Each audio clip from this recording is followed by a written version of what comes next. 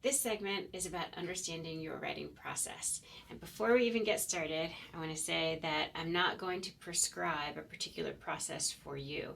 What's important about the writing process is that you reflect on what works for you, what doesn't work for you, what you'd like to do differently, what you do differently across different occasions for writing.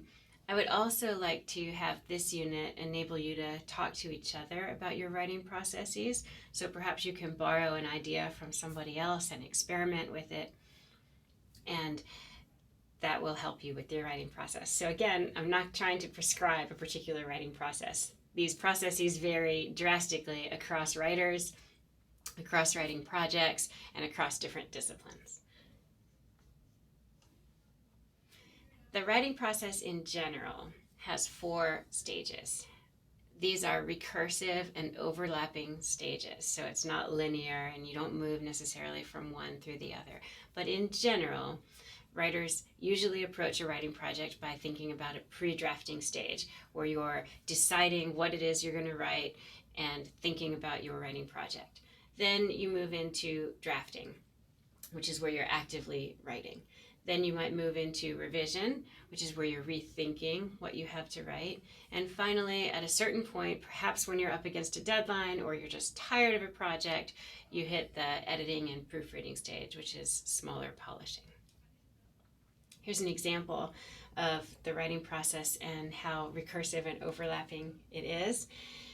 If you're like me, for instance, you might start with thinking about a particular project and then move to, at some point, actually writing about it, but then move back to thinking about it, and then move to revision, and then maybe I often move back to thinking about it again.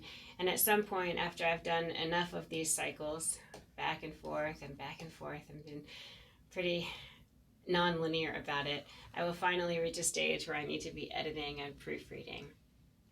And that's most of the time near when a stage is moving towards its final product.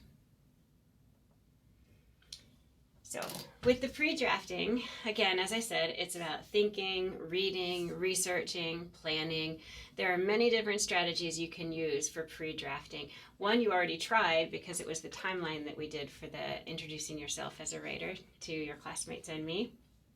Other versions of pre-writing include thinking, analyzing, questioning, reading, brainstorming, outlining, talking, journaling, note-taking. Anything you think of that can help you decide what to say for a writing project would be pre-drafting. Drafting is when you're actually writing. And this, again, too, I don't approach this in a linear fashion where I start on page 1 and move all the way through a writing project and have a full, complete draft. You might do that, and that's great, and maybe that's a really effective way to approach the process. I rarely approach a piece of writing like that. But drafting is where you're actually actively writing. Revision, for me, is the hardest and most complicated aspect of writing. It's where you're doing substantive rethinking about what it is that you're saying and how you're saying it. It involves thinking about such aspects as reorganizing, adding material, deleting material, rethinking what you have to say.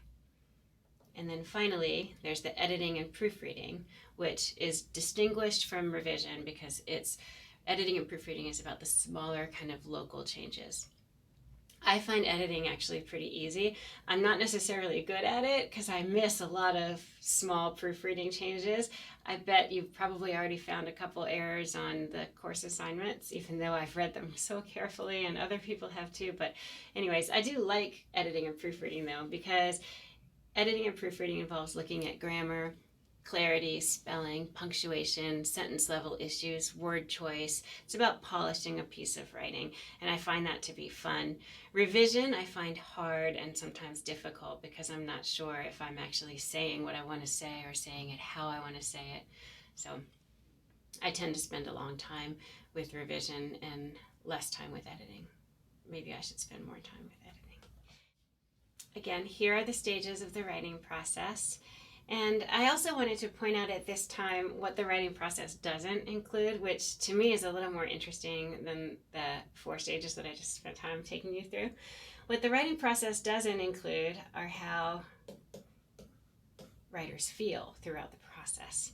So for me, generally, when I'm in the pre-writing, pre-drafting stage, I'm pretty happy. I love to think about writing projects, mull over ideas, spend time reflecting on what I want to say. That's really fun. I love to read what other people have written and do research. That's fun for me.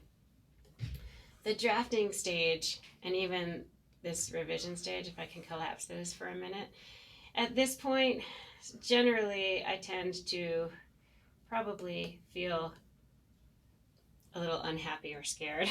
Somewhere probably at this arrow is when I'm most worried about a particular writing project, because I feel like I haven't thought through it enough, or I'm not ready to start writing, or I don't really like my ideas enough, or I don't know what I'm going to say, or I get caught up in what readers are going to think about what I've said, that they're not going to hear me, or they're not going to like what I said, or they're going to reject what I had to say.